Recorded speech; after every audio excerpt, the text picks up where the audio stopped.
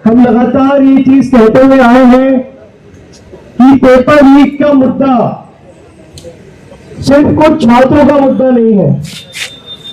देश में लगभग हर दूसरा परिवार पेपर लीक के मुद्दे से परेशान हुआ है।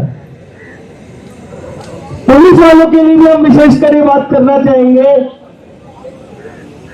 चाहे राजस्थान में सब इंस्पेक्टर की परीक्षा हो 2021 में जो हुई थी, या पुलिस कांस्टेबल भर्ती का पेपर 2024 में जो हुआ था, या यूपी सब इंस्पेक्टर परीक्षा, एक के बाद एक पेपर लीक ने, गड़बड़ियों ने देश में पुलिस वालों को भी परेशान किया है, इनके परिवारों को भी परेशान किया है।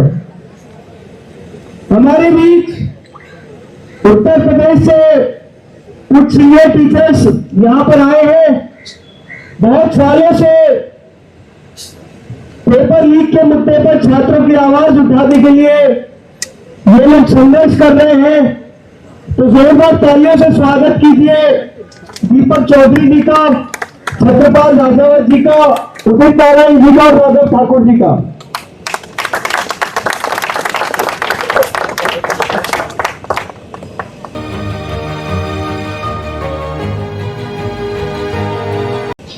जितने भी छात्र सरकारी परीक्षाएं दे रहे हैं, एक बहुत बड़ी समस्या जो लगातार बताई जाती है वो है नॉर्मलाइजेशन की। नॉर्मलाइजेशन में सेम सेंटर, सेम परीक्षा पत्र, लेकिन नॉर्मलाइजेशन होने के बाद मार्क्स अलग हो जाते हैं। तो एक बहुत बड़ी मांग इस देश में छात्रों की रही है रिजल्ट में पारदर्शिता की, नॉर्मलाइजेशन में पारदर्शिता की। तो इसी बात को रखने के लिए हमारे बीच ये टीचर्स मौजूद हैं। एक बार फिर से जोरदार तालियां हो सबके लिए।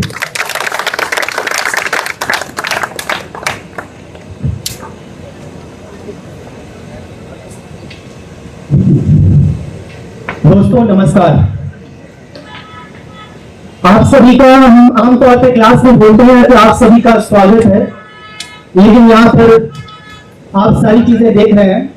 अगर एक मैं शुरू करूंगा कि उदय प्रकाश जी की एक रचना है कि आदमी मरने के बाद कुछ नहीं सोचता, आदमी मरने के बाद कुछ नहीं बोलता, और जो आदमी मर जाता है तो जाहिर है वो ना कुछ बोलेगा और ना ही कुछ सोचेगा। तो जो कुछ नहीं बोलता है, जो कुछ नहीं सोचता है, इसका मतलब साफ है कि वो मर चुका है, जीते जी है, चाहे वो कोई भी हो।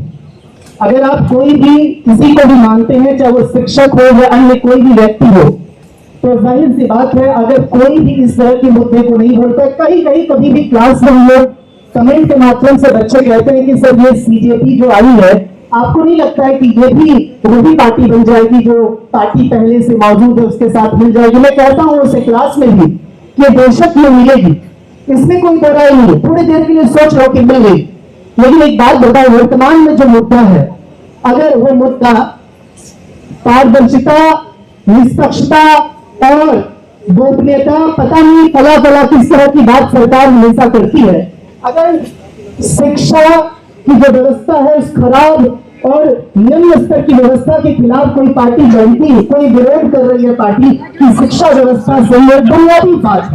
जैसे हमारे लिए एक नेचुरल रिसोर्सेज में, आप ही बताइए, एक नेचुरल रिसोर्सेज में हमारे लिए सबसे महत्वपूर्ण क्या है? साफ पानी और हवा। और वही आप खुद, हम दिल्ली में त्रस्त है साफ पानी और हवा के लिए। आप खुद देख लीजिए, हम भी अभी पानी पीते हैं तो 20 लीटर या 50 लीटर, मतलब सबकी आवश्यकता अनुसार पानी में लीटर में या 100-200 लीटर वाला पानी भी मिलता है, और आमतौर पर सब पानी खरीद के पीता है दिल्ली में। और जाहिर सी बात है जब नेचुरल रिसोर्सेज से इस तरह की बात आएगी, और उसी में एक ऐसी बात है जो व्यक्ति, कोई भी देश, चाहे आप कोई भी बड़ा से बड़ा देश का नाम ले लीजिए, अगर कोई भी देश अगर मजबूत है तो उसकी जो रीढ़ की हड्डी है वो शिक्षा है।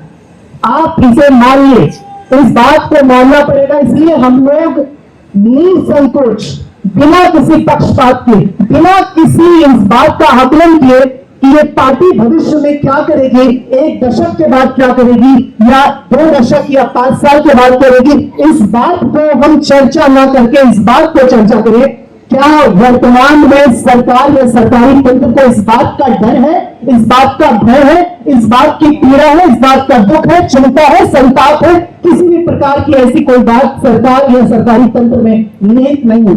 और आप जान लीजिए, अगर कोई भी व्यक्ति नॉर्मली आमतौर पे किसी भी प्रकार की गाड़ी चलाता है या कहीं भी, अगर उसे ट्रैफिक के नियमों का अगर एक भय और डर नहीं होगा तो बेलगाम वो गाड़ी चलाएगा और कई मौतें होंगी।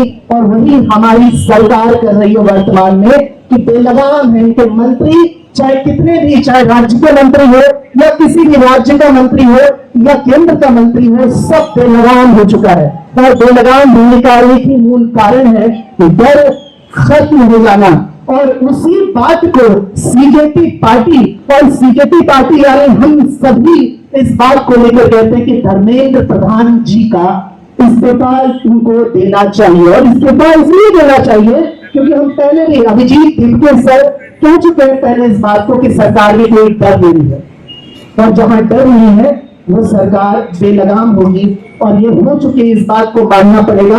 अगर आपके मित्र, अगर आपके साथी, अगर आपके दोस्त या कोई भी आपके घर में, परिवार में कोई भी अगर कहता है कि ये भी सीएम वैसा ही बन जाएगा, मैं तो इस बात को स्वीकार करता हूं कि चलो वैसा बन जाए। लेकिन वर्तमान की स्थिति देखो, वर्तमान की स्थिति बहुत चरमरा गई है। हम सभी अभी 12 जून की बात आपको बता दूं, इको गार्डन में आंदोलन हुआ, उसमें हमारी मांग थी उत्तर प्रदेश सब इंस्पेक्टर, जिस आप समझते हैं डबल स्टार की नौकरी, एक अच्छी नौकरी, एक प्रतिष्ठित पद, उसमें धांधली देखी गई है वो स्पष्ट तौर पे। और उसमें जब विद्यार्थी शिकायत करता है तो सरकार की तरफ से, अर्थात यूपी के उत्तर प्रदेश पुलिस भर्ती एवं प्रोन्नति बोर्ड की तरफ से आता है, उनके तरफ से आप सुनेंगे हैरत हो जाएंगे कि नहीं हम जो है स्कोर कार्ड जारी नहीं करेंगे, हम ये नहीं बताएंगे कि कौन किसका अंक कितना आया, इस बात की हम चर्चा नहीं करेंगे। और उस बात में शब्द जोड़ देती है प्राइवेसी, मतलब गोपनीयता। ये कौन सी गोपनीयता है कि अगर 12,333 अभ्यर्थी बीडीपीएससी के लिए क्वालिफाई हुआ तो 12,333 अभ्यर्थी के अलावा जो 10 लाख के करीब अभ्यर्थी ने परीक्षा दी, क्या उनको इस बात का जानने का अधिकार नहीं है कि उसके कितने नंबर आए? क्या 130 वाला पास हो जाता है, 135 वाला फेल हो जाता है? सेम शिफ्ट, सेम कैटेगरी और सेम डेट में, सेम शिफ्ट, सेम कैटेगरी और सेम डेट। इस बात को सुनिए, यहाँ पे नॉर्मलाइजेशन की जो हवाला देती है सरकार, नॉर्मलाइजेशन आज के माध्यम में नॉर्मलाइजेशन एक टूल हो गया है कि आओ हम गंदे से गंदे उन अभ्यर्थियों को सिलेक्ट करें जो अभ्यर्थी के लायक नहीं है, जिनके पास एक अच्छी खासी रकम है, तुम आओ, तुम्हारा हम चयन करेंगे। लेकिन और क्या करेंगे इसके साथ? एक गंदा पानी लेकर उसमें कुछ बूंदे साफ पानी का मिला देंगे, अर्थात कुछ बूंद मेहनती विद्यार्थी को भी मिक्स कर देंगे। किसमें? जो धांधली जो करता विद्यार्थी उसमें मिक्स कर देंगे कि ये पब्लिक को पता न चले कि वाकई धांधली कैसी हुई है।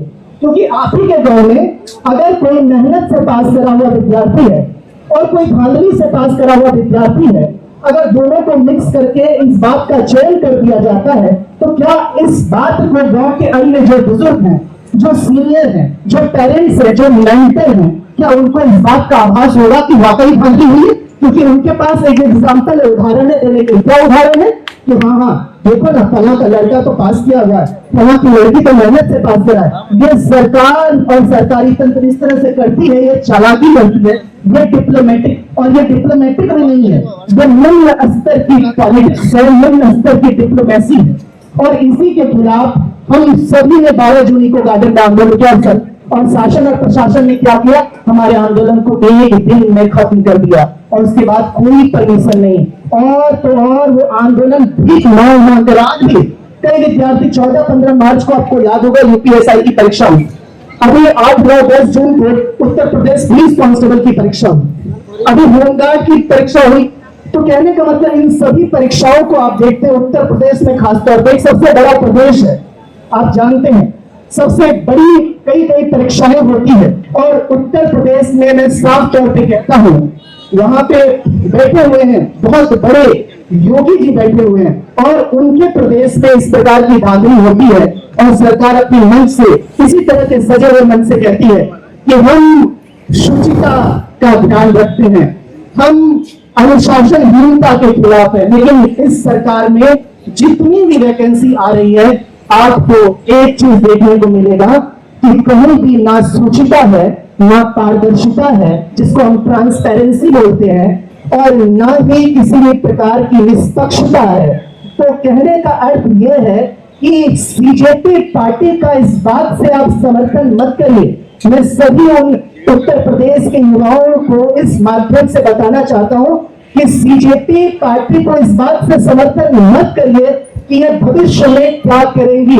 इस बात से समर्थन करिए कि वर्तमान आपका कितना घटिया, गंदा और बेकार है, उस जो डूब रहा है उसको एक बचाने के लिए अगर कोई आवाज उठा रहा है तो आप बेबाकी से समर्थन करिए, बेबाकी से, स्पष्टता के साथ। ये बात सोचिए मत कि आज से 1 साल बाद बीजेपी पार्टी क्या करेगी क्या नहीं करेगी। याद करिए, जब कोई डूबता है तो बचाने वाला ही खुदा होता है, ईश्वर होता है, परवरदिगार होता है, वही सब कुछ होता है। तो उसी को आप माई बाप मानिए और उसका समर्थन बेबाकी से करिए। यही मैं अंततः कहना चाहूंगा कि निष्पक्षता हो तो केवल शब्दों में ना हो, ये वाकई जमीनी हकीकत हो। तो कहने का अर्थ है कि मैं कई विद्यार्थियों को कहता हूँ, स्टूडेंट्स को, कि एक चंद पंक्तियां हैं कि जाने कितने उड़ान बाकी है। राजेश रेड्डी साहब की पंक्ति है, तो चंद पंक्तियां हैं कि जाने कितने उड़ान बाकी है, इस परिंदे में जान बाकी है, जितनी बटनी थी बट चुकी ये जमीन, अब तो बस आसमान बाकी है। इम्तिहान देकर ये पता चला एक नया इम्तिहान बाकी है। तो हम सब के लिए एक नया इम्तिहान है, हर दिन होगा, आज 15, 20 दिन, 25 दिन होगा। हम तब तक इस सफर को जारी करेंगे जब तक जो हमारे मांग है कि धर्मेंद्र प्रधान जी इस्तीफा जब तक न दे दे। और इस्तीफा देने का मूल कारण, कई सवाल पूछते हैं कि इस्तीफा के बाद होगा क्या। सवाल ये है ही नहीं कि इस्तीफा के बाद क्या होगा। सवाल ये, जो बेलगाम हो चुके मंत्री हैं उनको सतर्क हो जाए कि कुछ भी हो सकता है। ये लोकतांत्रिक सरकार है, लोकतंत्र है, एनीथिंग कैन हैपन, कुछ भी हो सकता है। पूरे देश के अंदर जहां कहीं भी बहुजन समाज पर एट्रोसिटीज होती है, उस एट्रोसिटीज पर अगर वो व्यक्ति, वो परिवार मेरे पास तक पहुंच जाता है, जिन केसेज में मेरे फोन के जाने के बाद एक्शन हुआ, उस पर रेप केस तक है, कुल्हाड़ी से काटे हुए हमारे समाज के, बहुजन समाज के लोगों को काटा गया, उन पर कार्रवाई कराने का काम किया। ऐसे सैकड़ों मनुवादियों को जेल भिजवा चुका हूं जो मेरे समाज पे, मेरी बहन बेटियों पर अत्याचार करते हैं। मेरे फिल्म प्रोडक्शन हाउस के अंदर अगर कोई आदमी इलेक्ट्रॉनिक मीडिया के अंदर जाना चाहता है या फिल्म लाइन में जाना चाहता है, उसको फ्री ऑफ कॉस्ट ट्रेनिंग में दे रहा हूं और देता रहूंगा। धर्म पढ़ाएंगे आपको, रामायण, महाभारत, गीता, बाइबल और कुरान। दोस्तों, आपको पढ़ना होगा भारत का संविधान। 1984 में काशीराम साहब को ज्वाइन किया मैंने, और उस टाइम मैं 9th क्लास में पढ़ता था। उनके उस रास्ते पे काम करता हूँ। सामाजिक आंदोलन चलते रहना चाहिए, राजनीतिक आंदोलन चले या ना चले। ना बिकता हूँ, ना मुझे कोई खरीद सकता है, ना समझौता करता हूँ, सिर्फ 18 घंटे काम करता हूँ। जब तक मेरे समाज के, बहुजन समाज के पीड़ित व्यक्ति को न्याय नहीं मिल जाता, तब तक मैं बाबा साहब के विचारों और संविधान पर चलता हूं। 9810085714। गांव की घटना है, ठाकुरों ने राइफल से गोली चलाई, मारने का प्रयास किया, सिर्फ बारात चढ़त के ऊपर की, इस रास्ते से बारात नहीं चढ़ गई, ठाकुरों का रास्ता है। सारे चैनल को बोला कि भाई स्टोरी चला दो, किसी कोई चैनल पे स्टोरी चलाने के लिए तैयार नहीं होगा। कौन से बहुजन समाज को न्याय दिलाने की बात कर? काशीराम साहब कहते थे कि मैं किसी की शादी में नहीं जाऊंगा, किसी के फंक्शन में नहीं जाऊंगा, किसी के घर नहीं जाऊंगा, ना शादी करूंगा, ना गए कभी। जो संगठन, जो राजनीतिक लोग चला रहे, वो अपने घर में पहले सुरक्षा और बंगला और पैसे का और बड़ी कार का इंतजाम कर रहे हैं। उस पर भी आपको सोचना चाहिए। फिल्म लाइन और इलेक्ट्रॉनिक मीडिया में इस समाज के लोग, जो पुअर सेक्शन है, पुअर कास्ट जिसको कहते हैं, SC ST OBC माइनॉरिटी, एक भी चैनल का कोई भी मालिक इस देश के अंदर आज तक नहीं है। क्यों नहीं है? हमारे चैनल लाइक, शेयर, सब्सक्राइब देखना मत भूलिएगा। इसी के साथ आप लोगों से विदा लेता हूं। जय भीम, जय भारत, जय संविधान, नमो बुद्धाय।